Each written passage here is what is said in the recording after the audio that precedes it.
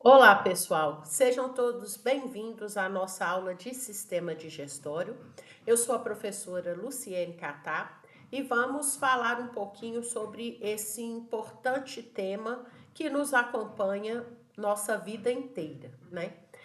Para aqueles que não assistiram, a gente tem uma aula de introdução ao sistema digestório no canal e ela pode trazer informações importantes para entender a aula de hoje, onde nós vamos falar especificamente sobre o sistema digestório e os seus constituintes, porque esse sistema digestório, ele tem dois constituintes básicos: os órgãos que realizam a digestão, a quebra propriamente dita, e as estruturas acessórias que vão auxiliar nessa digestão do alimento a partir do momento que ele é ingerido.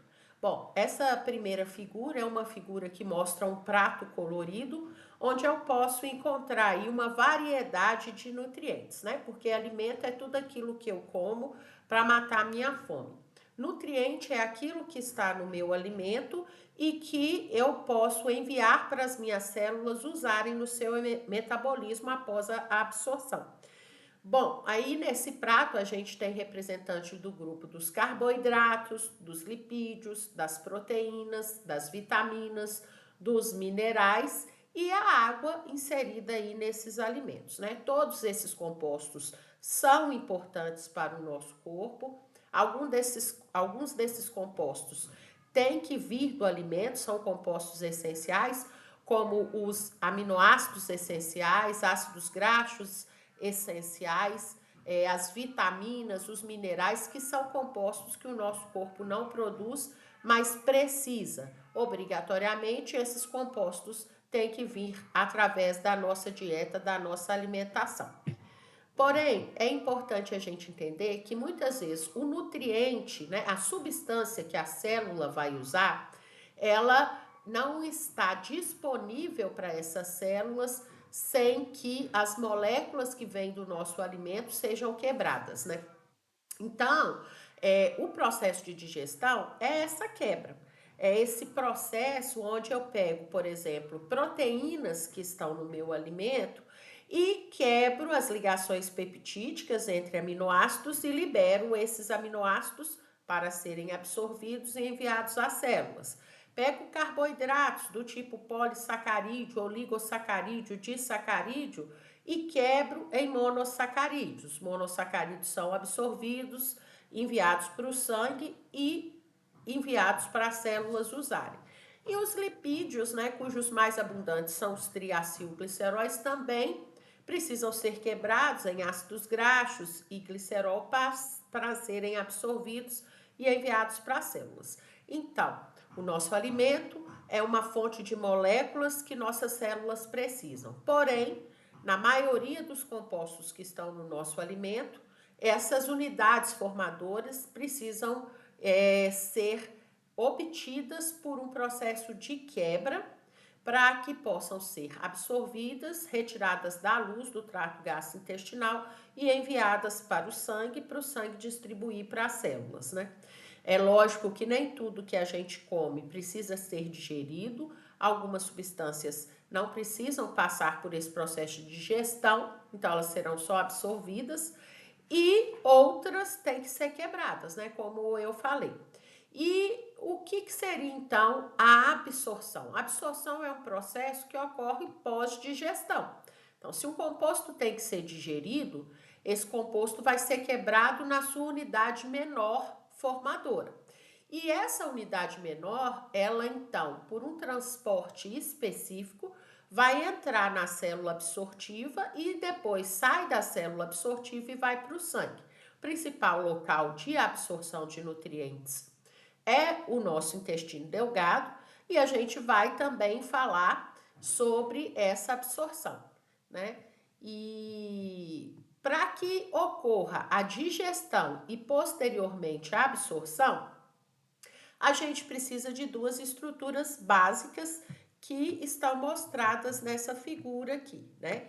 Então, deixa eu pegar meu pointer aqui para a gente poder tá seguindo adiante, né?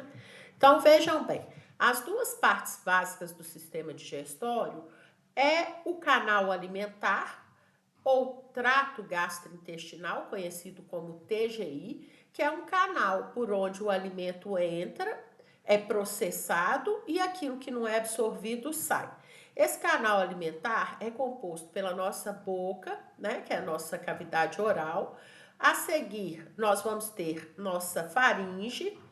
A partir da faringe, o alimento vai para o esôfago. Do esôfago, vai passar pelo nosso estômago.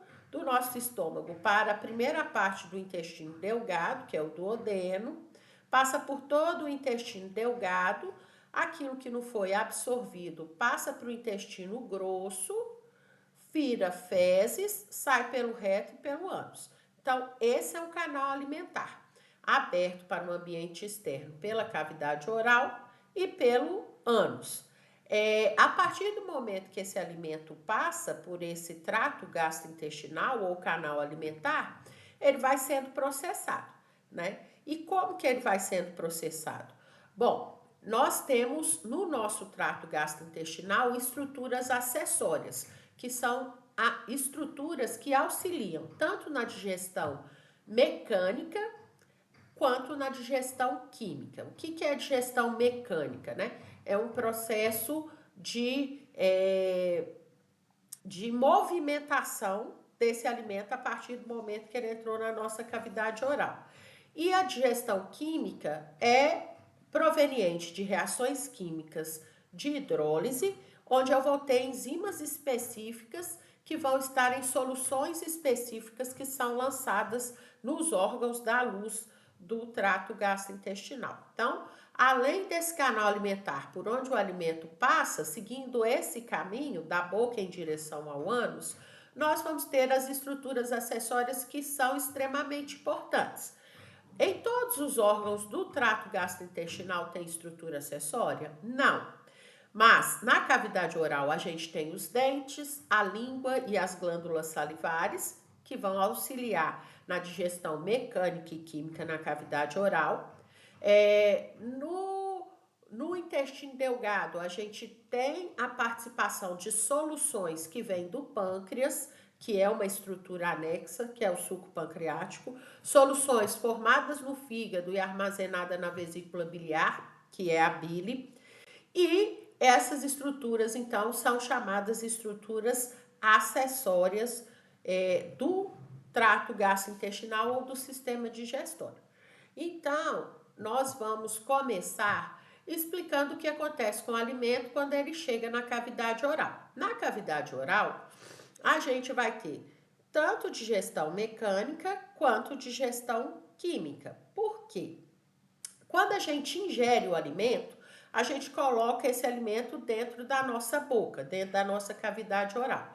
A partir daí, a gente já começa a mastigar esse alimento. E essa mastigação é o primeiro processamento que ocorre desse alimento. É um processamento mecânico e vai ajudar a transformar esse alimento numa pasta que a gente chama de bolo alimentar. Mas a mastigação é muito importante, é um processo que vai permitir que os dentes macerem esse alimento, cortem esse alimento, para facilitar a ação da saliva, que é liberada pelas glândulas salivares. Na saliva, a gente tem enzimas que vão começar a digestão química também na cavidade oral, tá? Então, na cavidade oral, a gente tem início da digestão, a gente tem a conversão do alimento em uma pasta chamada bolo alimentar, né? E a participação dos dentes e da língua é fundamental. Dependendo daquilo que a gente ingeriu, a nossa língua joga esse alimento sobre os dentes corretos. A gente pode ver nessa figura que os nossos dentes têm formatos diferentes, né? Os incisivos, eles só são para segurar, para prender o alimento. Os caninos, eles já têm uma função de rasgar, né? Os premolares e molares têm a função de macerar, de moer. Portanto, dependendo do alimento que eu ingeri, a minha língua joga esse alimento contra os dentes corretos para que eles sejam processados mecanicamente. Então, se eu comi um pé de moleque com o amendoim inteiro, o amendoim é duro, eu vou julgar esse amendoim sobre os pré-molares e molares no intuito de macerar, de moer e triturar esse amendoim para que ele faça parte do bolo alimentar. Se eu comi uma carne, eu vou usar os caninos para rasgar. Agora, se eu comi gelatina, eu não preciso ficar mastigando a gelatina por muitas vezes, porque ela já é um semilíquido. Então, o que é que nós vamos ver? Esse processamento mecânico, ele é associado ao processamento químico do alimento. São processos que ocorrem simultaneamente. Lá na nossa cavidade oral, a gente tem as glândulas salivares, que são as parótidas, mostradas aqui nessa figura, as sublinguais e as submandibulares, que vão produzir a saliva. E essa saliva é uma solução aquosa que vai ser lançada na cavidade oral. Essa saliva, ela vai ter funções importantes também para a formação do bolo alimentar e início da digestão. Então, se a digestão mecânica envolvendo os dentes, a gente tem a digestão química envolvendo a saliva. Essa saliva, a depender de qual glândula está secretando, ela pode ser uma solução mais rica em enzimas ou mais pobre em enzimas, porque a nossa saliva, ela não serve só para digestão, né? Para a gente conseguir falar, se comunicar através da linguagem, a gente precisa da nossa cavidade oral umidificada também. E até para sentir o gosto do alimento, é necessário que as substâncias químicas presentes no alimento sejam dissolvidas na água da saliva. Então, se eu não estou no momento de digestão, eu secreto uma saliva mais pobre em enzimas digestivas, e se eu estou com o alimento na minha cavidade oral, eu secreto uma saliva mais rica em enzima digestiva. Mas será que é só a enzima digestiva que tem na saliva? Não. Toda solução do nosso corpo tem vários compostos dissolvidos e a saliva não foge à regra, né? A nossa saliva, ela tem um pH entre 6 e 7. O pH da saliva, então, é próximo da neutralidade. E esse pH, ele é muito importante para que as enzimas que estão ali na saliva possam fazer o seu papel, tenham seu sítio ativo estruturado e consigam fazer seu papel. A amilase salivar, que antigamente era chamada pitialina, é uma enzima que catalisa a conversão do amido em maltose. O amido é um polissacarídeo, é um polímero de glicoses, vai ser quebrado no disacarídeo, que é a maltose, que são duas glicoses ligadas entre si. Ou seja, a amilase salivar, ela dá início à digestão de carboidratos, porque o amido é um carboidrato. Aliás, é o carboidrato mais abundante na nossa dieta, porque o amido é a reserva energética de glicose dos vegetais. E a gente come alimentos que são formados por produtos vegetais, então esse amido é muito abundante, né? Então, a digestão do amido, ela começa na nossa cavidade oral por ação dessa enzima amilase salivar. Só que ela só age se o pH estiver em torno da neutralidade. Outra enzima que a gente encontra na nossa saliva é a lisozima. Só que essa lisozima, ela tem um outro papel que não digestão, é o papel de proteção. Ela está relacionada a catalisar a destruição, né, de parede bacteriana, e ela acaba nos protegendo caso alguma bactéria entre na nossa cavidade oral junto com o alimento. Outro constituinte importante da saliva é o muco. O muco é formado por glicoproteínas que vão gerar uma lubrificação desse bolo alimentar para que na hora que a gente vai engolir, né, deglutir esse alimento não ocasione lesão da nossa mucosa do trato gastrointestinal, né? Água e eletrólitos também estão presentes na nossa saliva, né? E acaba que a saliva é um meio também de controle eletrolítico por parte do nosso corpo. Outras substâncias também vão estar presentes, como anticorpos, que também tem uma função protetora, outras enzimas protetoras, outras substâncias protetoras. Mas, a nível de digestão, a amilase salivar é a que tem uma grande importância. A gente até tem uma lipase na saliva, mas essa lipase não vai ter uma grande função por causa desse pH, que não é o ideal para ela, né? O ideal desse pH é para constituição do sítio ativo da amilase salivar e para a ação dela. Bom, a lipase que está presente na saliva é a lipase lingual. Bom, como é regulada a secreção salivar?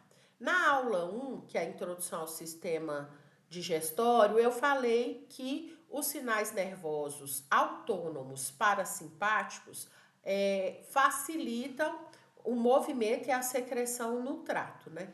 Então, como que isso é feito? Esses sinais parasimpáticos, eles vão ativar as glândulas salivares a secretarem a saliva e vão manter a cavidade oral umidificada, né?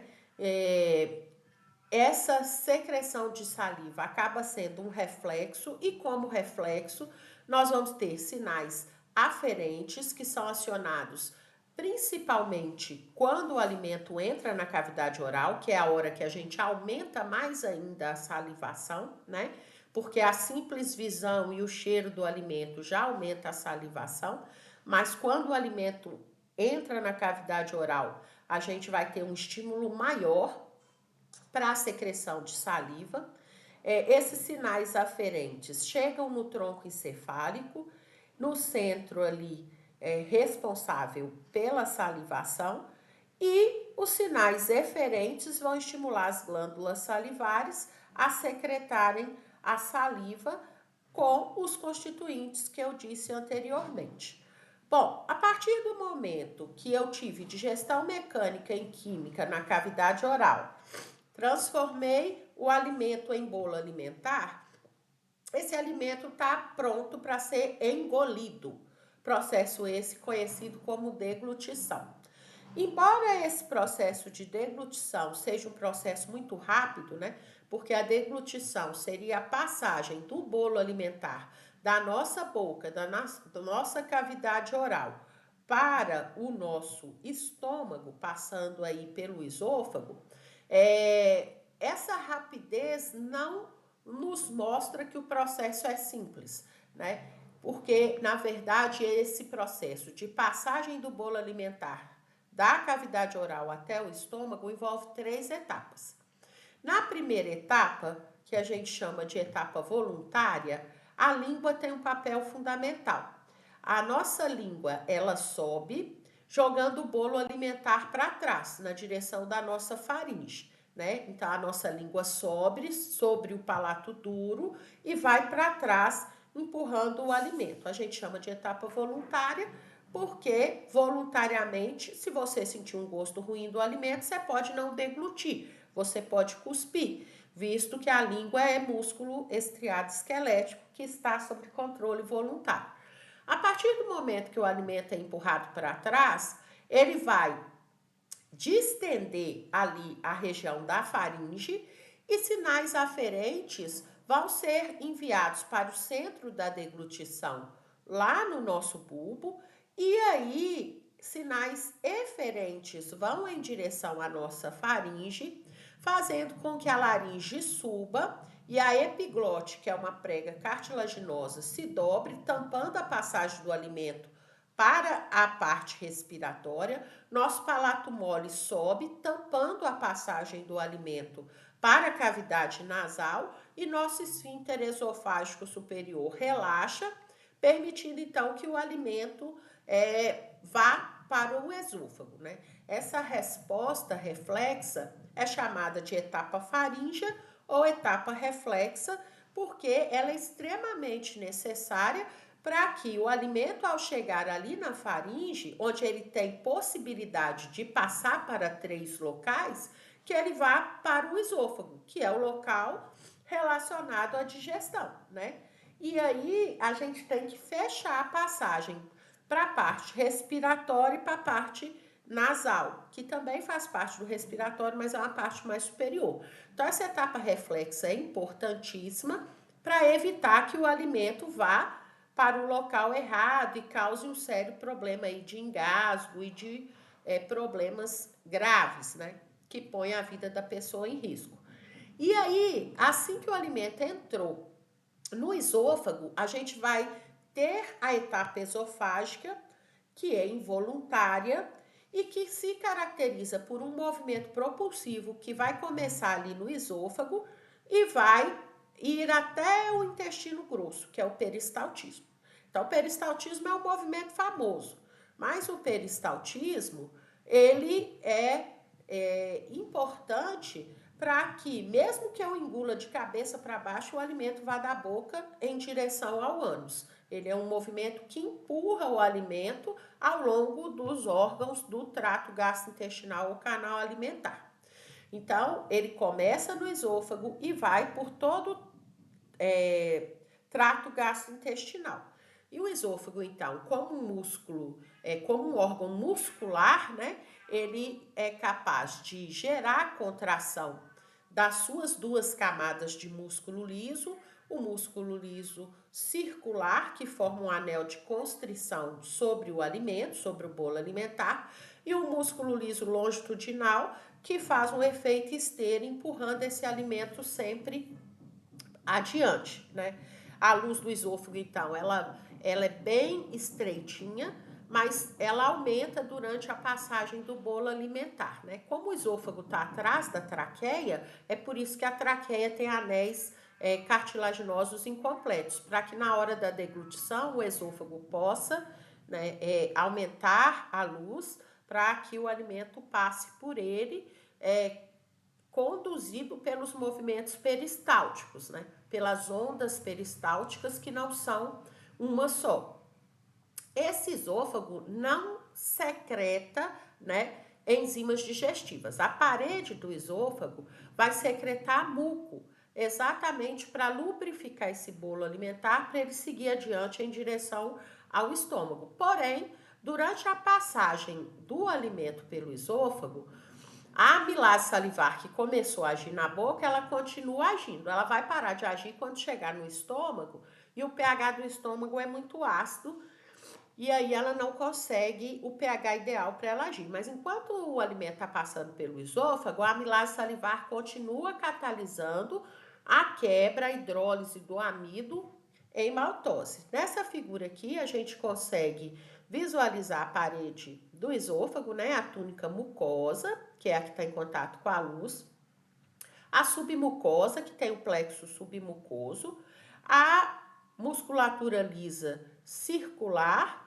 a musculatura lisa longitudinal e a gente vai ter aí a camada protetora, né? A serosa. O que a gente vai perceber então? Esses plexos, né? O plexo submucoso que está aqui na túnica submucosa e o plexo mioentérico que está aqui entre a camada de músculo liso, circular e longitudinal, eles têm contato entre si e eles vão controlar em grande parte esse peristaltismo, que pode ser aumentado pelos sinais parasimpáticos, né? E diminuídos pelos sinais simpáticos. Então, através dos movimentos peristálticos, que a gente pode ver aqui nessa figura, é que o bolo alimentar ele vai sendo empurrado em direção ao estômago. E aí a gente pode ver aqui que no peristaltismo a gente tem um anel de constrição sobre o bolo alimentar e um relaxamento debaixo do bolo, que vai empurrando ele cada vez mais adiante, até que então ele chega no estômago, porque essa onda peristáltica induz a abertura do esfíncter esofágico inferior, permitindo que o alimento adentre no estômago, né? E aí a gente vai perceber que a característica básica do processamento do alimento no esôfago é o processamento mecânico e os movimentos peristálticos são movimentos propulsivos que vão iniciar ali no esôfago. Esses movimentos peristálticos, né? Eles vão levando o bolo alimentar para o estômago e para que esse alimento entre no estômago, eu preciso do relaxamento do esfíncter esofágico inferior, que é uma região aí da parede no final do esôfago, né? E no início do estômago de tônus aumentado. Bom, o que ativa o peristaltismo, né? A distensão da parede pela chegada do alimento, a irritação do epitélio pelas substâncias químicas presentes nesse alimento e sinais nervosos extrínsecos, vindos principalmente do sistema nervoso autônomo parasimpático, que está sempre favorecendo a digestão. O que leva à abertura dos esfíncteres esofágicos? Bom, o superior tem sua abertura mediada pela fase 2 da deglutição, que é a fase reflexa. Então, lá na fase da deglutição, que eu falei que tem 3 etapas, e que a segunda etapa é o reflexo da deglutição, uma das respostas é a abertura do esfíncter esofágico superior para o alimento ir para o esôfago e não ir para a parte respiratória. E o inferior tem sua abertura mediada pelo peristaltismo, que é estimulado pelos sinais parasimpáticos que chegam via nervo vago, 10º par de nervo craniano. A abertura desse esfíncter, então, vai permitir que o alimento deglutido alcance o estômago. Aqui nós temos uma figura mostrando que quando o alimento não está sendo deglutido, o esfíncter esofágico inferior ele fica fechado, é uma área tonicamente contraída, e na hora da deglutição ele vai se abrir para o alimento chegar, mas ele tem que fechar para o conteúdo gástrico não voltar para o esôfago. Então, pessoal, agora nós vamos falar o que acontece com o alimento a partir do momento que ele passa, né, por esse esfíncter esofágico inferior e alcança o estômago. Bom, o estômago é um órgão digestório bem famoso, né? Se a gente sair por aí perguntando qual órgão está mais relacionado à digestão, com certeza a maioria das pessoas vai falar que é o estômago. Por quê? Porque ele apresenta 3 funções principais, né? Ele é um local de armazenamento do alimento. O alimento ele passa muito rapidamente pela nossa cavidade oral, passa muito rapidamente pela nossa faringe, pelo nosso esôfago, mas quando ele chega no estômago, ele pode ficar por um bom tempo ali. E essa digestão a nível de estômago, esse tempo de permanência que o alimento tem no estômago, tem muito a ver com aquilo que você comeu, né? Então, se você se alimentou e o seu alimento era muito rico em gordura, em lipídio, o esvaziamento gástrico é mais lento mesmo. Isso é um dos motivos pelos quais, quando a gente come uma feijoada, né, a gente sente que está com a barriga cheia por muito tempo. Então, quanto maior o teor de lipídios, mais lento o processo de digestão. Bom, então ele armazena grande quantidade de alimento até que possam ser processadas, né? Outra função do estômago é misturar esse bolo alimentar que chegou lá, vindo do esôfago, com as secreções produzidas pela própria parede do estômago, que é o suco gástrico. O suco gástrico não é formado por nenhuma estrutura acessória, ele é formado pelas glândulas gástricas que estão na mucosa do estômago, né?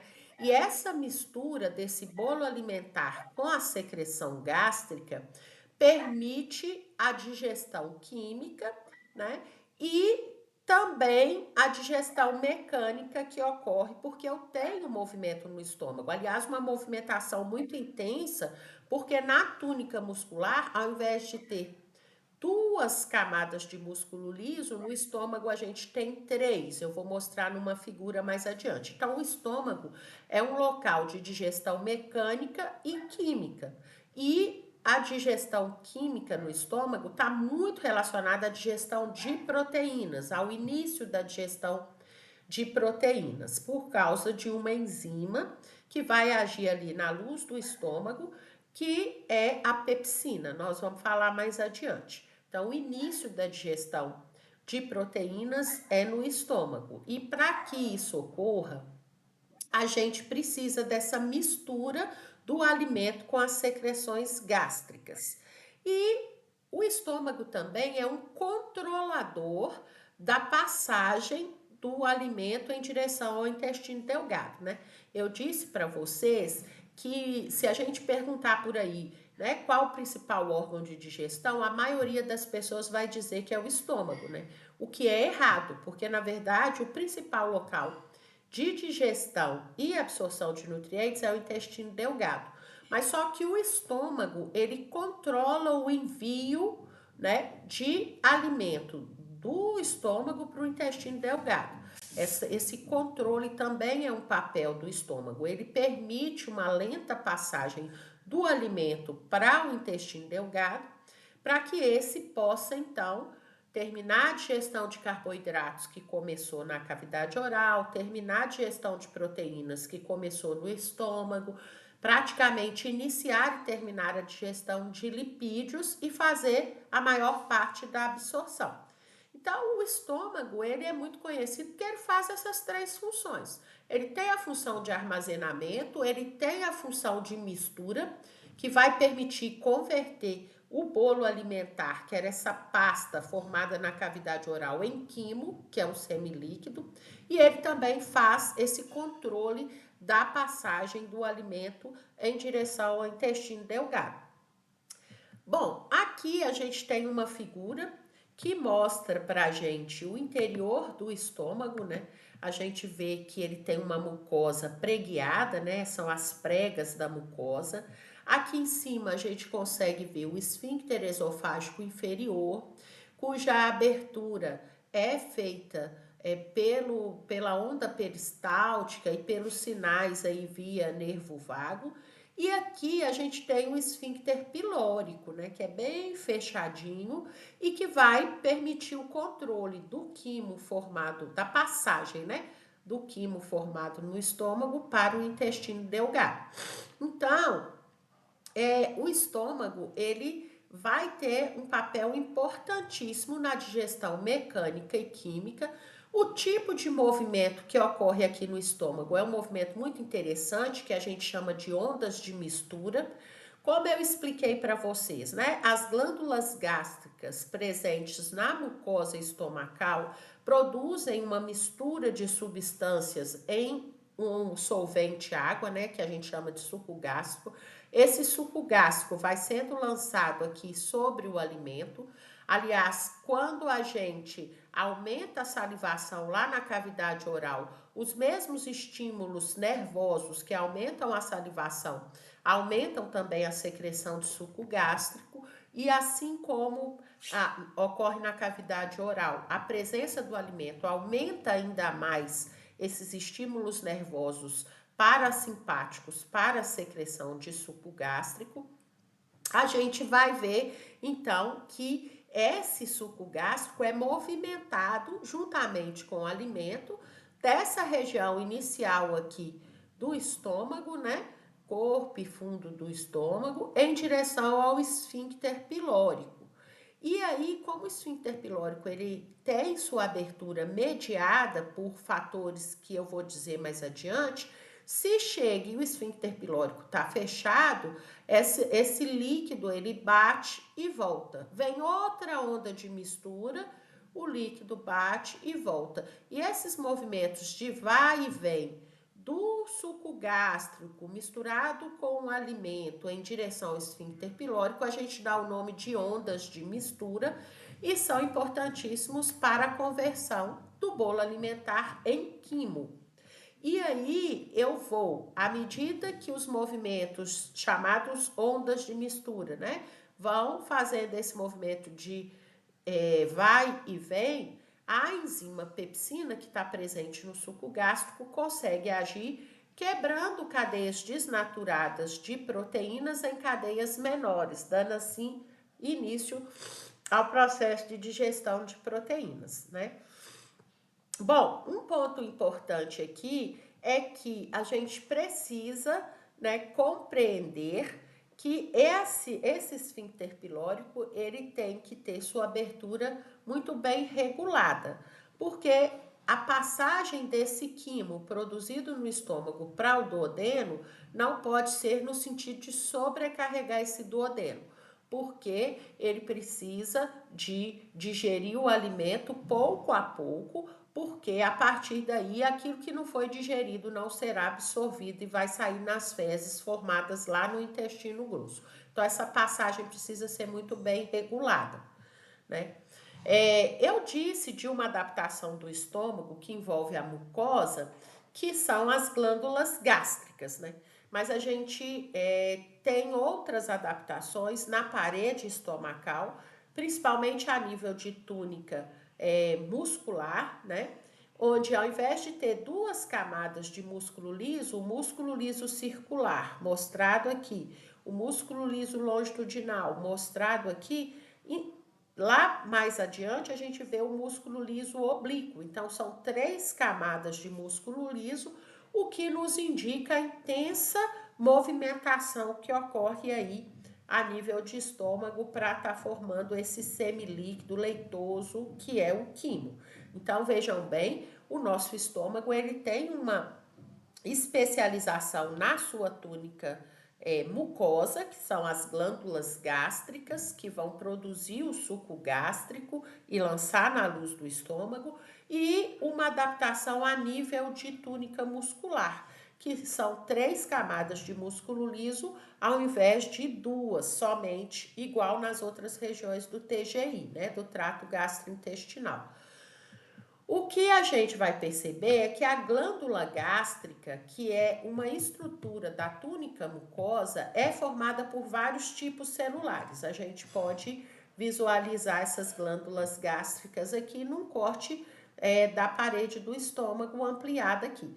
Essas glândulas gástricas, elas são essas estruturas aqui que tem um ducto por onde vai sair a secreção para a luz do estômago, e tem aqui uma estrutura celular que é a seguinte: aqui de amarelinho a gente pode ver as células mucosas, que, como o próprio nome indica, são células que vão produzir muco. Observe que elas são mais superficiais e mais numerosas, porque o muco produzido no estômago é um muco muito mais viscoso do que o muco produzido em qualquer outra parte do corpo. Isso porque o suco gástrico é uma solução aquosa extremamente ácida. Nós temos no suco gástrico ácido clorídrico, que é um ácido forte. Então, o estômago ele precisa se proteger, né, contra essa acidez para que não ocorra lesões, ulcerações, feridas na parede desse estômago. Então, essas células da mucosa, elas vão produzir um muco protetor. Em algumas regiões tem até bicarbonato junto desse muco, principalmente quando vai chegando aqui perto do duodeno. E esse muco, ele vai revestir todo o estômago para impedir que a acidez do suco gástrico lese a parede do próprio estômago. Então, é uma proteção. Essas células mucosas produzem esse muco viscoso, mas se a gente desce aqui na glândula gástrica, a gente encontra outras células, além das células produtoras de muco. A gente tem as células parietais, cuja principal secreção dela é o pepsinogênio, que é um precursor da enzima pepsina, um precursor inativo, um zimogênio, que vai ser secretado na luz do... Se a gente desce mais um pouquinho aqui, em verde, a gente vê as células parietais, que são células secretoras do ácido clorídrico, né? E elas também secretam uma substância chamada fator intrínseco, que favorece a absorção da vitamina B12 lá no intestino. Mas a gente precisa compreender que essas células parietais, ao secretarem o HCl, vão permitir que aqui na luz do estômago a gente tenha um ambiente ácido que favorece a conversão do pepsinogênio, que é o precursor inativo da pepsina, em pepsina, que é a enzima que vai agir aí dentro do estômago. Bom, falando em pepsinogênio, a gente precisa falar das células principais, né?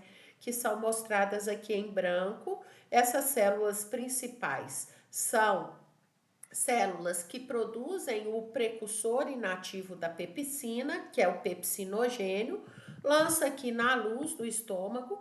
O contato do pepsinogênio com o HCl, como dito anteriormente, converte o pepsinogênio na enzima ativa, que é a pepsina, que vai então pegar cadeias polipeptídicas grandes e converter em cadeias polipeptídicas menores, dando início à digestão de proteínas. O que é que nós podemos perceber aqui a partir dessa figura que a gente está abordando, né? A gente pode perceber que cada célula da glândula gástrica está produzindo um ou mais constituintes do suco gástrico. Esses constituintes são lançados aqui nos ductos e aqui dentro do estômago eles se misturam formando o que a gente chama de suco gástrico. Então, a célula mucosa produz o muco protetor, a célula parietal produz o HCl, o fator intrínseco, a célula principal produz o pepsinogênio. A gente tem bastante água aí nessa solução. E o que a gente vai ver é que essa mistura de substâncias, né? HCl, água, pepsinogênio, fator intrínseco, né? Vai formar o suco gástrico. E esse suco gástrico vai ser importante para dar início à digestão de proteínas. O pH aqui vai ficar em torno de 2 por causa desse ácido clorídrico. Isso é ruim? Não. Ele é bom porque eu preciso desse pH para a pepsina ter seu sítio ativo formado, ativo mesmo, né? Podendo reconhecer essas cadeias polipeptídicas e quebrando-as em cadeias menores. O HCl também é importante para destruir bactérias que tenham escapado aí daqueles processos de defesa na cavidade oral. Pouquíssimas bactérias vão sobreviver nesse pH tão ácido, né? Então acaba sendo um protetor também. E as proteínas que a gente ingeriu em alimentos que não foram cozidos não estão desnaturadas, mas ao entrar em contato com o ácido clorídrico, ele acaba sendo um favorável à desnaturação dessas proteínas, fazendo com que fiquem só suas sequências primárias, né? Que serão então formadas pelas ligações peptídicas entre os aminoácidos, que serão quebradas por ação da pepsina, que começa essa quebra de grandes cadeias desnaturadas em cadeias menores. E esse é o principal processo de digestão química que a gente tem na luz do estômago, né? E aí, o que a gente vai perceber? Essa acidez do estômago, ela é interessante até para controle do esfíncter pilórico, né? Para que o alimento que chegou aqui como bolo alimentar foi convertido em quimo, possa então passar para o duodeno, que é a primeira parte do intestino delgado, para que os processos de digestão continuem, né? Esse esfíncter pilórico aqui, então, ele vai, pela própria presença da acidez estomacal, se abrir para que pequenas quantidades do quimo ácido passe para o duodeno, para que continue aí o processo de digestão. Então, pessoal, observem que a gente não tem nenhuma estrutura anexa ao estômago. É a própria mucosa do estômago que possui as glândulas gástricas, e essas glândulas gástricas possuem células que produzem os constituintes do suco gástrico, que vai agir aqui à medida que a gente vai tendo o movimento, as ondas de mistura, o peristaltismo propulsivo, né? E vai convertendo aí o bolo alimentar em quimo e passando pouco a pouco para o duodeno, que é a primeira parte do intestino delgado. Como que a gente pode resumir essa digestão no estômago? Primeiro ponto, você tem que entender que é um processo mecânico e químico. Quando é mecânico, movimento; químico, secreção, presença de enzimas. Então, no estômago, o alimento é misturado às secreções gástricas, que é o suco gástrico, pelas ondas de mistura, que são os movimentos característicos do estômago, e esse bolo alimentar vai ser conduzido ou convertido a quimo. O pepsinogênio, que é um zimogênio precursor da pepsina, em contato com ácido clorídrico, produzidos pelas células parietais, e vai ser então convertida em pepsina, que é a enzima ativa. E essa pepsina rompe as ligações peptídicas das cadeias polipeptídicas de proteínas desnaturadas, iniciando então a digestão de proteínas e gerando como produto cadeias peptídicas menores, né? Polipeptídeos menores. Como eu expliquei anteriormente, o ácido clorídrico ele vai garantir o pH ideal para a ação da pepsina, em torno de 2, é um ácido forte, o ácido clorídrico. Isso também permite a proteção contra micro-organismos. Poucos micro-organismos vão se manter viáveis nesse pH, mas tem alguns, como a H. pylori, que consegue sobreviver, né? Esse ácido clorídrico vai permitir a abertura do esfíncter pilórico, também chamado de válvula pilórica, e essa acidez, ao chegar no duodeno, vai estimular a secreção no duodeno de suco pancreático rico em bicarbonato, porque o duodeno não tem o muco protetor que o estômago tem. Então, o mecanismo de neutralizar a acidez do quimoácido é o bicarbonato vindo do suco pancreático. Mas isso a gente vai explorar mais adiante. O esvaziamento gástrico é um processo altamente regulado. Como eu falei, o corpo não quer sobrecarregar o intestino delgado. Então, o esvaziamento gástrico, ele pode ser mais rápido ou mais lento, a depender do que você ingeriu, do que o indivíduo ingeriu. Então, quanto maior o teor de lipídios, mais lento o esvaziamento gástrico, mas eu tenho fatores que favorecem essa entrega do quimo para o duodeno, esse esvaziamento gástrico, né? O próprio estiramento excessivo da parede gástrica facilita o esvaziamento gástrico, induz a abertura do esfíncter pilórico, e um hormônio que é produzido também pela glândula gástrica, que é a gastrina, ela vai promover o esvaziamento gástrico. A gastrina, ela não serve só para estimular o esvaziamento gástrico. Na verdade, a gastrina é um hormônio liberado pelas células G das glândulas gástricas, e essa gastrina vai estimular as células a secretarem o suco gástrico, principalmente as células parietais a secretarem o HCl, né? Então, quando a gente falou de cavidade oral, de esôfago e de início de motilidade ali no estômago, né? A gente fala muito de sinais nervosos. Agora, a partir desse momento, a gente vai falar muito de hormônios produzidos pela própria parede dos órgãos e que vão estar controlando aí os processos digestivos. O primeiro deles é a gastrina, é um hormônio produzido pela glândula gástrica por células que se chamam células G do estômago, e essa gastrina estimula a secreção de suco gástrico, que acaba por estimular a motilidade e estimula o esvaziamento gástrico pela abertura do esfíncter pilórico. Agora, por outro lado, eu tenho fatores que inibem o esvaziamento gástrico. Como eu disse, esse esvaziamento gástrico ele tem que ser de uma forma que não sobrecarregue o intestino delgado.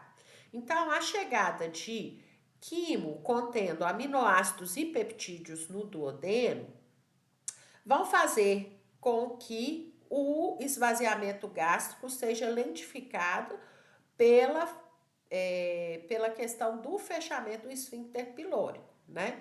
Presença de lipídios do tipo monoglicerídeos no duodeno também retarda o esvaziamento gástrico, soluções hipertônicas no duodeno e um pH duodenal abaixo de 3,5 também vai inibir o esvaziamento gástrico. Ou seja, de uma forma muito precisa o próprio duodeno, que é a primeira parte do intestino delgado, gera hormônios que vão induzir o fechamento do esfíncter pilórico para que não haja excesso de quimo indo para o intestino e esse processo só ocorra quando houve a digestão da parte que chegou lá anteriormente.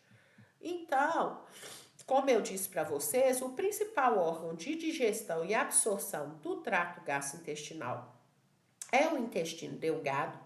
É lá que eu vou terminar a digestão de carboidratos que iniciou na boca por ação da amilase salivar. É lá que eu vou terminar a digestão de proteínas que iniciou no estômago por ação da pepsina.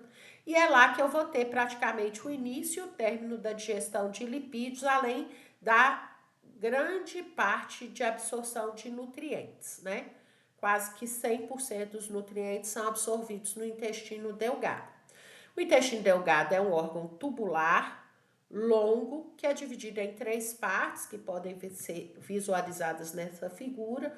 O duodeno, que é a parte inicial do intestino delgado, que está em contato com o estômago. O jejuno, que é a parte intermediária, e o íleo, que está em contato com o intestino grosso, né?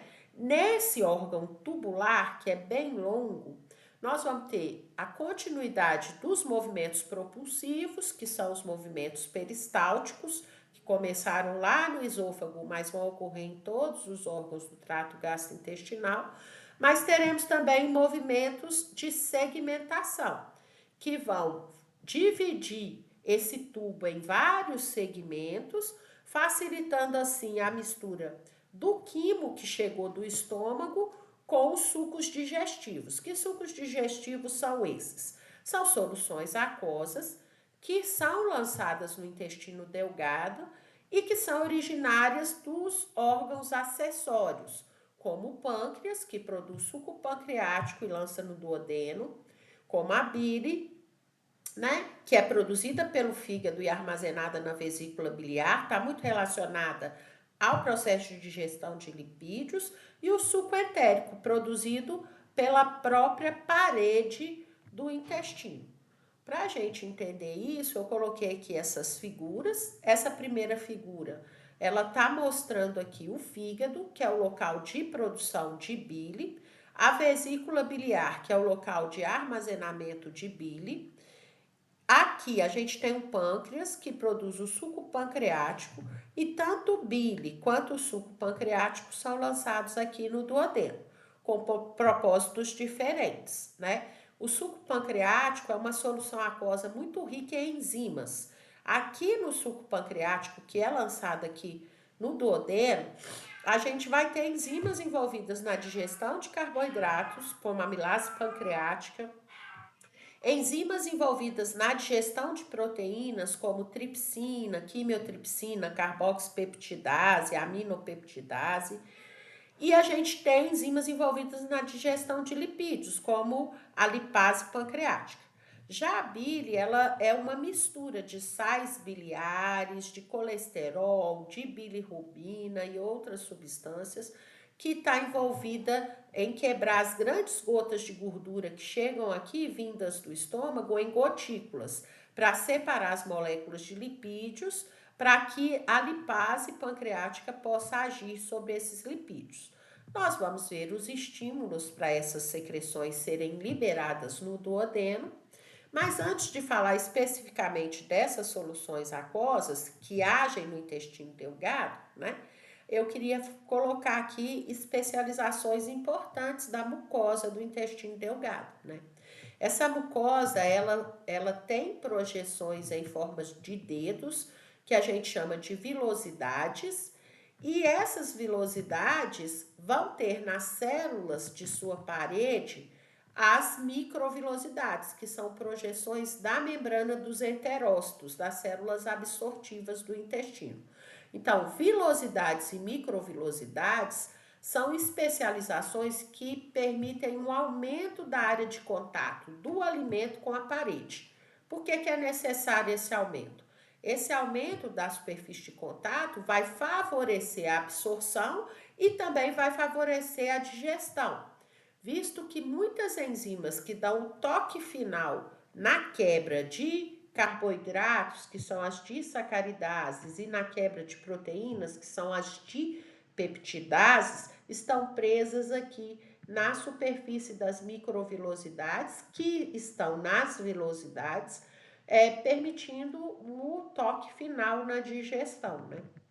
Então, eu aumentando essa superfície de contato, eu favoreço tanto a absorção, porque os transportadores de membrana vão ter uma área maior para se localizarem, quanto a digestão, né? Que vai permitir que essas enzimas que dão toque final na digestão possam agir, né? Observe que aqui dentro da vilosidade, que é essa projeção da túnica mucosa, a gente tem vasos sanguíneos e vasos linfáticos. Por que isso? Porque quando eu falo dos produtos da digestão de carboidratos, os monossacarídeos, e produtos da digestão das proteínas, os aminoácidos, depois que eles são absorvidos da luz do intestino e entram no enterócito, eles são lançados na corrente sanguínea.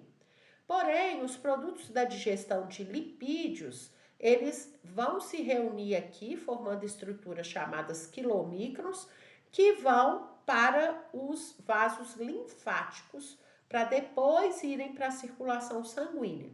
Então, a vilosidade, ela tem tanto vasos sanguíneos quanto vasos linfáticos por esse motivo. Bom, vamos falar um pouquinho sobre as soluções que agem no intestino, né? E a gente não pode deixar de falar do suco pancreático. Como a gente já discutiu em outras aulas, o pâncreas é uma glândula mista. O pâncreas ele tem uma parte endócrina, que é a ilhota pancreática ou ilhota de Langerhans, que produz insulina, glucagon, somatostatina, que fazem parte do sistema endócrino, e tem uma parte exócrina, que são os ácidos pancreáticos que produzem o suco pancreático. Esses suco pancreático, através do ducto pancreático, né, eles vão ser lançados aqui dentro do duodeno, né? Esse suco pancreático, ele é riquíssimo em enzimas, como dito anteriormente, e ele está envolvido na digestão dos três grandes nutrientes que têm que ser digeridos: carboidratos, lipídios e proteínas, né? Então, a gente vai ter sinais, né, que chegam com a chegada do alimento do estômago para o intestino delgado, para que o suco pancreático seja liberado aqui na hora certa. Esses sinais são sinais hormonais. A chegada de alimento ácido aqui, ou alimento rico em produtos da digestão de proteínas, estimula a secreção de um hormônio pelas células S do duodeno, que se chama secretina. Esse hormônio cai na corrente sanguínea e favorece principalmente a secreção de suco pancreático, rico em bicarbonato, para neutralizar a acidez que está vindo do estômago, visto que aqui a gente não tem mais aquele muco protetor que o estômago tem. Além disso, a chegada de alimentos ricos em gordura favorece a secreção de um outro hormônio que se chama colecistoquinina ou colecistocinina. Esse hormônio ele vai estimular tanto a contração da vesícula biliar, para que a bile seja secretada aqui no duodeno, para darmos início ao processo de digestão de lipídios, quanto para a secreção do suco pancreático, para a gente ter a digestão de carboidratos, lipídios e proteínas. Esses hormônios também auxiliam no controle do esvaziamento gástrico, levando contração do esfíncter pilórico, fechamento do esfíncter pilórico, para que não haja sobrecarga do intestino delgado. Além desses dois hormônios, a gente tem outros hormônios que são produzidos pelo intestino e que também vão agir controlando o esvaziamento gástrico, como o PIG, que é o peptídeo inibidor gástrico, né? Então, o que a gente pode verificar aqui? À medida que o alimento vai vindo do estômago para o intestino delgado, essa chegada do alimento no intestino delgado age como um estímulo para certas células do intestino delgado liberarem hormônios que vão favorecer a digestão no próprio intestino delgado. Os principais são a secretina, que estimula principalmente a secreção de suco pancreático rica em bicarbonato e enzimas, e a colecistoquinina, que estimula tanto a secreção de bile, né, quanto a secreção de suco pancreático. Juntando aqui as soluções que vão favorecer a digestão a nível de intestino delgado. Né? Ainda falando do pâncreas, eu tenho algumas características importantes do suco pancreático. Né? Gostaria de chamar atenção para o pH, porque se o suco pancreático contém bicarbonato, ele vai neutralizar a acidez do quimoácido do estômago, o que é muito benéfico, né, para evitar a lesão da parede do duodeno, mas também para permitir que as enzimas pancreáticas possam ter o pH ideal para elas agirem. E a composição, né? Então, o suco pancreático, ele vai ter aqui uma coletânea de enzimas importantíssimas. Como eu disse, enzimas que vão agir na digestão de carboidratos, enzimas que vão agir na digestão de proteínas, enzimas que vão agir na digestão de lipídios, água, porque toda solução que age no nosso corpo é uma solução aquosa, muco, eletrólitos e um inibidor de tripsina. A gente vai ver isso mais adiante. Bom, então, resumidamente, o suco pancreático é uma solução aquosa rica em enzimas e rica em bicarbonato. Que enzimas estão presentes no suco pancreático? Que agem em proteínas, nós vamos ter a tripsina, quimotripsina e carboxipeptidase como enzimas principais, são proteases. Elas vão pegar aquelas cadeias polipeptídicas que vieram do estômago após a ação da pepsina no estômago e vão quebrar em peptídeos menores ainda. Na verdade, a carboxipeptidase, ela age na extremidade carboxila terminal da cadeia polipeptídica, liberando aminoácidos. Mas tripsina e quimiotripsina não quebram gerando aminoácidos, geram cadeias peptídicas menores. A amilase pancreática, ela vai fazer a mesma ação da amilase salivar. Só que essa amilase pancreática, ela vai ter tempo de agir, porque a amilase salivar, ela quebra somente cerca de 10% do amido que você ingere, porque o alimento passa muito rápido pela cavidade oral. Então, é uma quantidade muito pequena de amido que é quebrado na cavidade oral.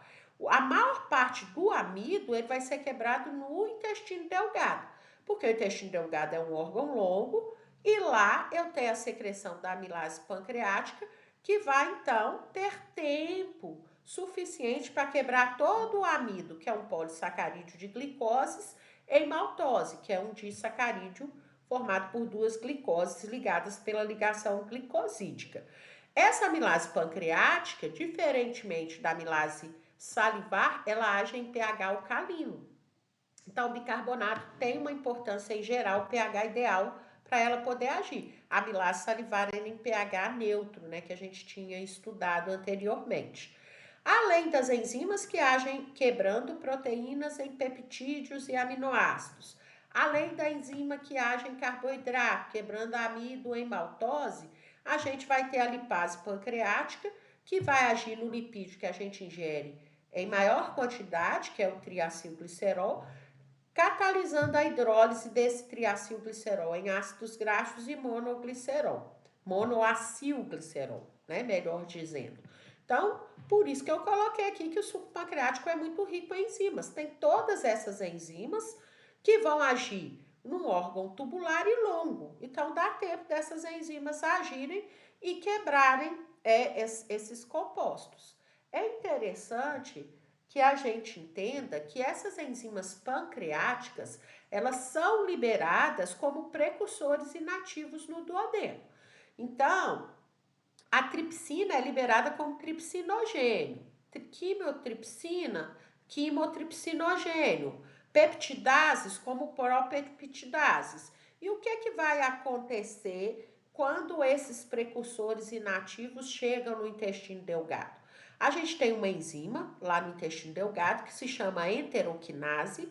Ela vai dar o toque inicial de ativação das enzimas proteolíticas que chegaram no intestino delgado, né? Que agem em proteínas. Essa enteroquinase, ela ativa a conversão de tripsinogênio em tripsina. E agora, isso permite a ativação do quimotripsinogênio em quimotripsina, da propeptidase em peptidase, e todas as enzimas que agem em proteínas, então, vão se tornar enzimas ativas. Para quê, professora? Para que essa trabalheira toda? Porque se essas enzimas ficam ativas aqui no pâncreas, e o pâncreas é muito rico em proteínas, elas poderiam agir destruindo o próprio pâncreas, né? Então, o nosso corpo, sabiamente, libera essas enzimas como precursores inativos, e a gente tem uma cascata de eventos que começa com a ativação da tripsina, e a partir daí a tripsina está envolvida na ativação das outras proteases, né? E isso evita que ocorra lesão no pâncreas.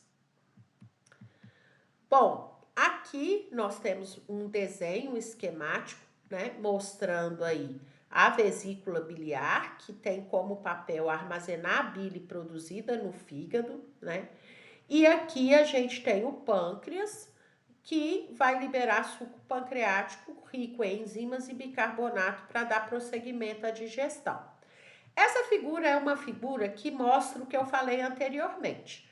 Se eu olhar aí o interior, né, a parede interna do intestino delgado, eu vejo que essa parede é cheia de projeções da túnica mucosa, que são as vilosidades, mas se eu pego uma célula da vilosidade, eu vejo aqui que cada célula da vilosidade tem a microvilosidade, que são projeções da sua membrana para formar uma área maior de contato do alimento com a parede. Essas microvilosidades são mantidas pela actina do citoesqueleto aqui dos enterócitos, das células absortivas, né?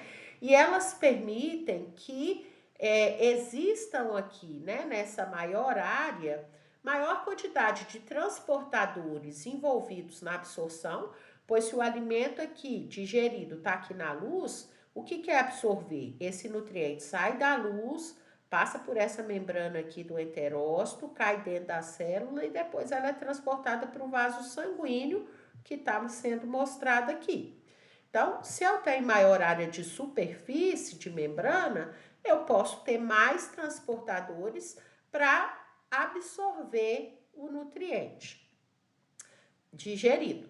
E também é porque nessas microvilosidades eu tenho, né, ancoradas as enzimas de peptidases, de sacaridases, que vão quebrar as ligações entre dipeptídeos e disacarídeos para que o nutriente esteja pronto para ser absorvido também. Então, essas adaptações do intestino, elas são muito importantes, tanto para a digestão quanto para a absorção, né? E isso a gente chama de borda em escova. Agora que a gente falou do suco pancreático, que é rico em enzimas, a gente precisa falar do suco entérico. O suco entérico é também chamado suco intestinal. Ele por si só tem pH 7, mas na luz do intestino delgado o pH fica acima de 8 por causa do bicarbonato que a gente tem no suco pancreático, né, em maior quantidade. E a produção do suco entérico é também estimulada pelo mesmo hormônio que estimula a secreção do suco pancreático, que é a secretina, produzido pelas células S da mucosa intestinal. Importância do suco entérico. No suco entérico são encontradas peptidases que se desprendem da borda em escova. Olha o nome, peptidases. São enzimas que catalisam a quebra de peptídeos em aminoácidos. E esses aminoácidos estão prontos para serem absorvidos pelas células absortivas do intestino delgado.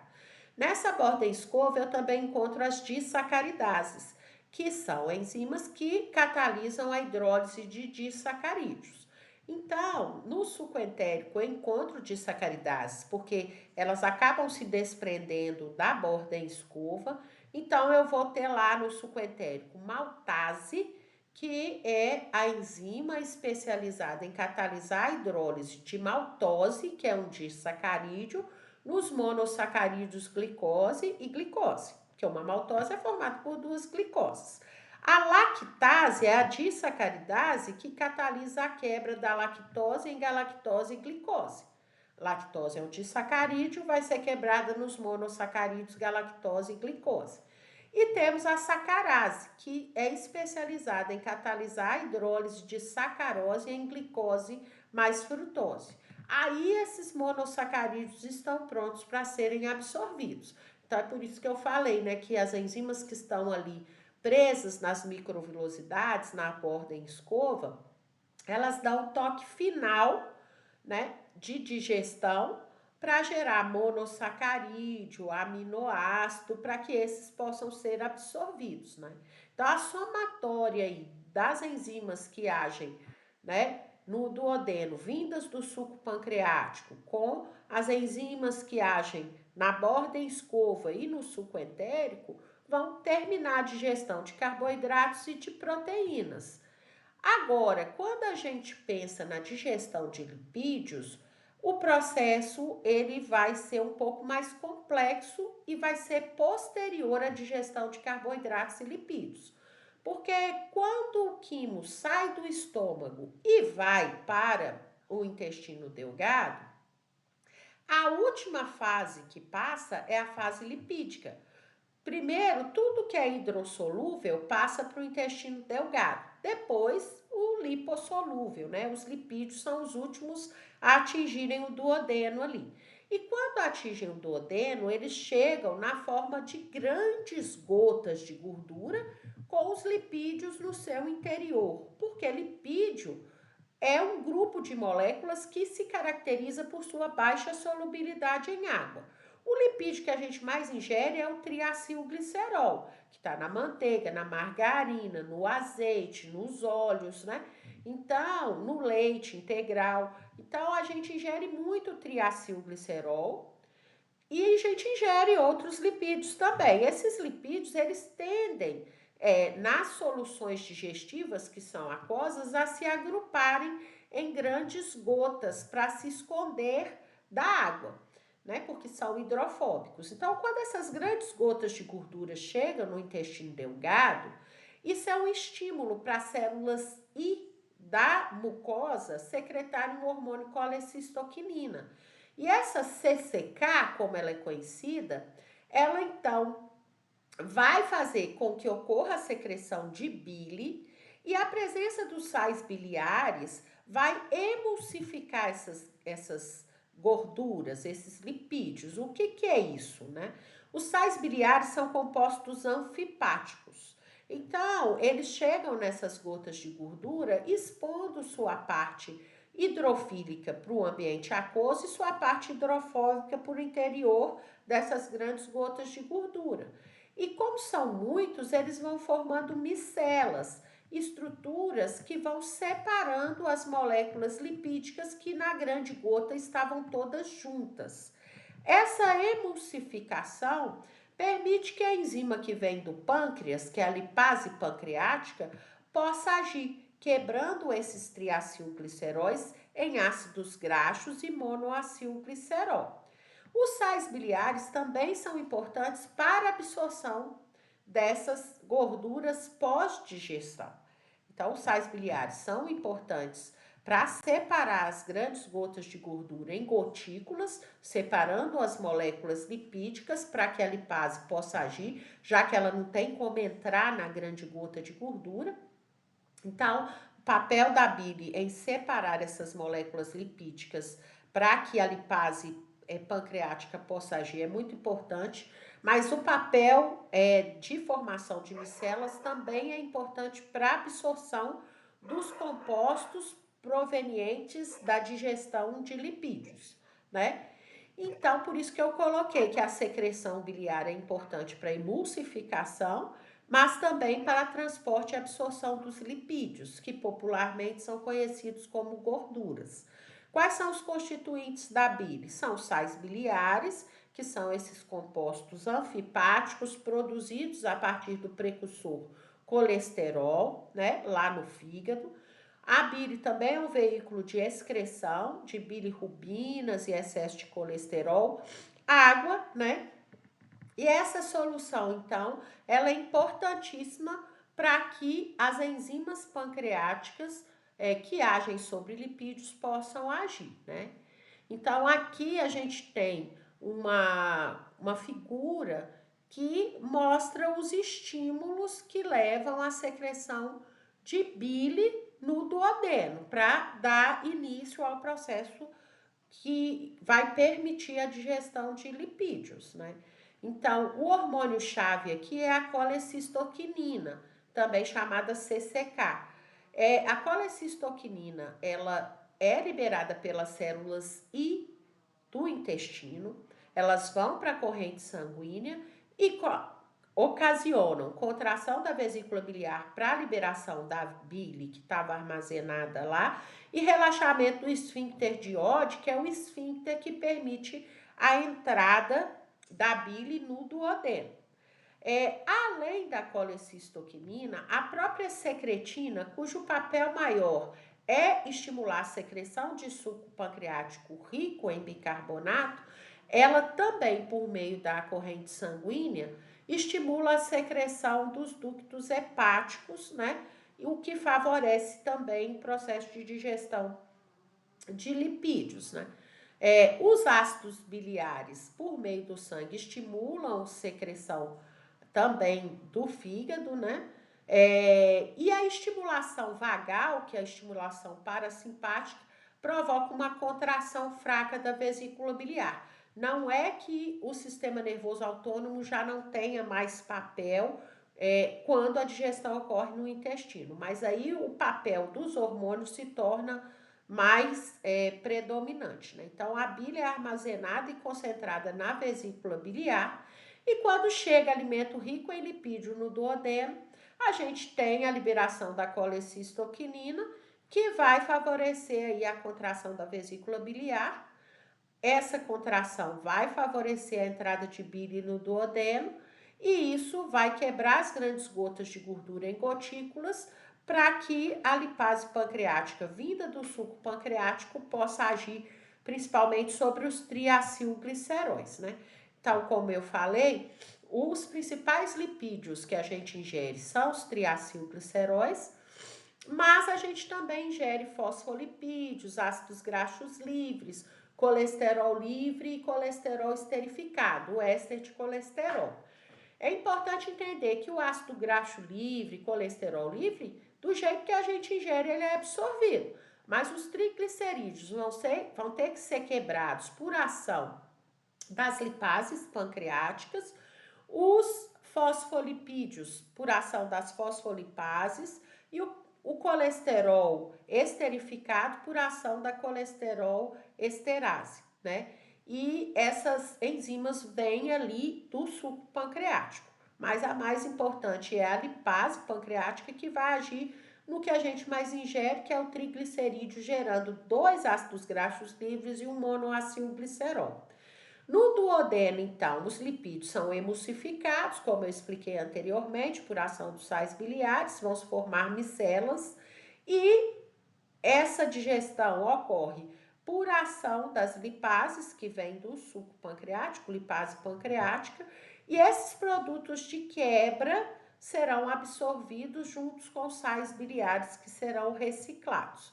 Então, aqui a gente tem a célula absortiva intestinal com seus microvilos, as microvilosidades, e aqui mostrando que os monoacilgliceróis vão entrar na célula absortiva, os ácidos graxos livres vão entrar, né? Os fosfolipídios hidrolisados, o colesterol, os ácidos graxos livres, e dentro do enterócito serão refeitos os triacilgliceróis, os fosfolipídios e os lipídios que foram absorvidos, inclusive vitaminas lipossolúveis também, todos serão reunidos com proteínas, formando estruturas esféricas com um cerne, um centro rico em lipídio, uma periferia rica em proteína, que a gente vai chamar de quilomicrons. Esses quilomicrons são enviados para os vasos linfáticos e não para os vasos sanguíneos. E os linfáticos é que vão entregar para vasos sanguíneos maiores na circulação sanguínea. Então, a absorção de lipídios é diferente da absorção dos produtos da digestão de carboidratos e proteínas, né? Aqui, novamente, a gente vê vilosidades, né? As criptas que vão secretar o suco entérico, e aqui na parede das vilosidades, os enterócitos, as células absortivas com suas microvilosidades. Aqui a gente mostra que o processo de absorção pode ocorrer por entre as células, né, que a gente chama de via paracelular, mas tem que ser muito pequenininho para passar por aqui. Mas a maior parte das substâncias absorvidas são absorvidas por transporte transcelular. Então, a gente vai ter um transportador aqui na membrana que está voltada para a luz do intestino delgado, que vai colocar a substância aqui dentro, e depois um transportador que vai jogar a substância para o vaso sanguíneo, no caso do produto da digestão de carboidratos e de proteínas, né? Então, aqui tem uma figura que mostra, né, que os monossacarídeos, eles vão ser transportados principalmente por mecanismos de simporte, sódio, glicose, sódio, galactose, que é o SGLT1. A frutose, ela é introduzida aqui no interior do enterócito pelo GLUT5, e aí esses monossacarídeos saem da célula absortiva e vai para o sangue por uma difusão facilitada, que é o GLUT2. Quem são esses monossacarídeos? Glicose, galactose e frutose, né?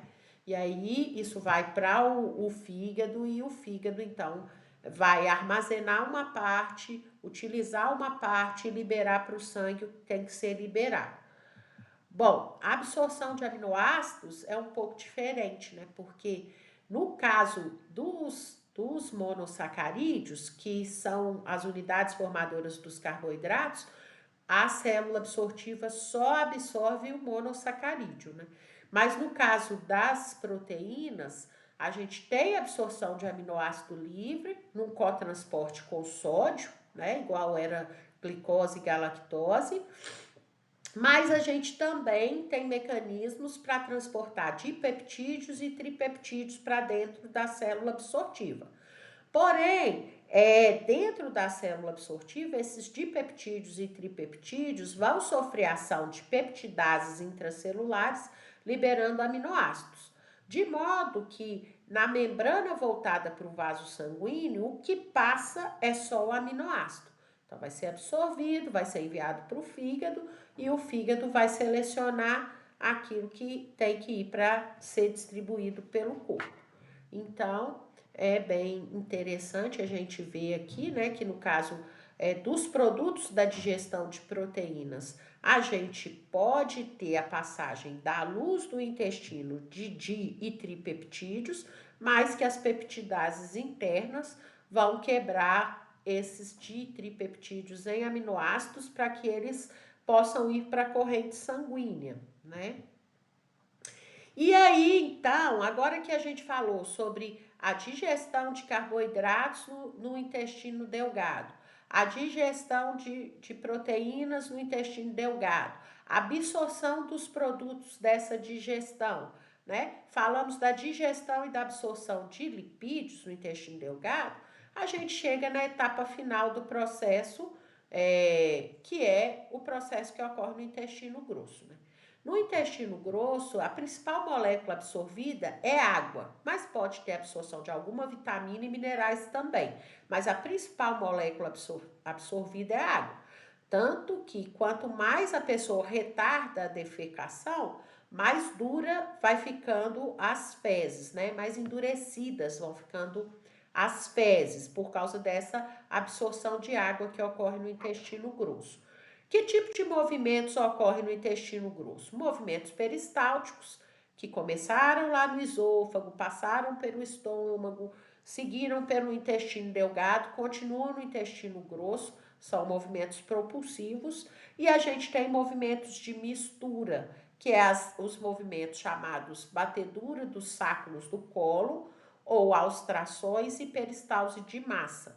Esses movimentos têm o intuito de jogar o material fecal, que é formado no intestino grosso, em direção ao reto para sair pelo ânus, né? E aí, no intestino grosso, nós vamos ter muitas bactérias que vão aí pegar esses produtos de digestão que foram para o intestino grosso e quebrar em substâncias que vão gerar os flatos, que vão ser liberados pelos flatos, né? E também essas bactérias estão envolvidas na ativação de algumas enzimas. O intestino grosso, então, né, vai receber as substâncias não absorvidas e não digeridas, né? Passam para o intestino grosso misturadas com a água. Lá no intestino grosso ocorre a absorção de minerais e de grande quantidade de água. O material fecal é formado e liberado para cá, né?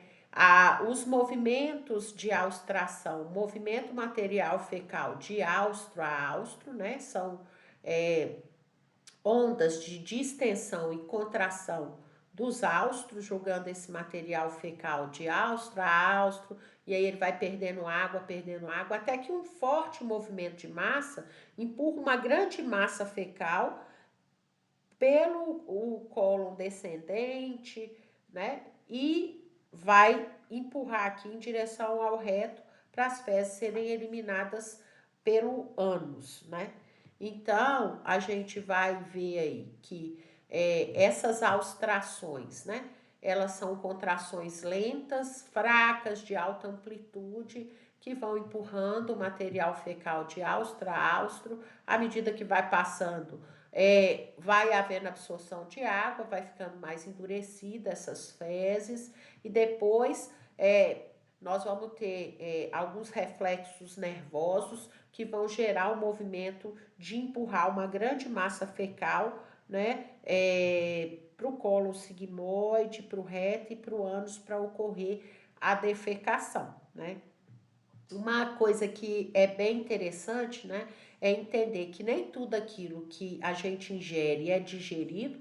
Eu estou chamando a atenção para a questão das fibras, que são em sua maioria carboidratos não digeríveis, mas que são muito importantes para a formação do bolo fecal e para aumentar essa motilidade a ponto da gente não absorver tanta água que vai gerar constipação, né? Incapacidade ou dificuldade de liberar o material fecal.